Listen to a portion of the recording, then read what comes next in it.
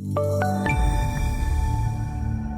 afternoon. This is Todd Colvin coming to you from the floor of the CME Group. We are talking metals and gold. Big move lower in gold. We had that big 12% move from July to September, and then we see a modest 3.5% pullback.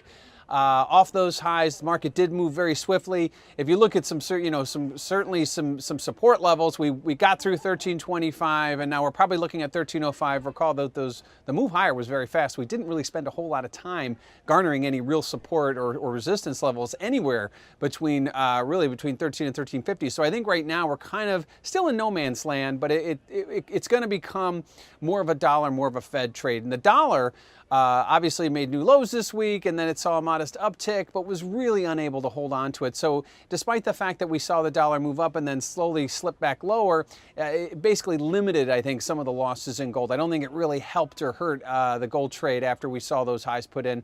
And lastly, let's look where is ultimately all this going. It's going the way of the Fed and Fed policy. And are we going to see tighter policy? Are we going to see more hawkishness? The Fed has talked about their balance sheet, maybe making adjustments at the September FOMC next week. That will be key, but that's really not going to affect gold. What gold wants to know is the forward guidance. Where are rates going? How's the economy doing? And how is it going to affect demand for gold as an investment vehicle? And I think right now, the uncertainty of the dollar and the uncertainty of the Fed is going to keep gold bid.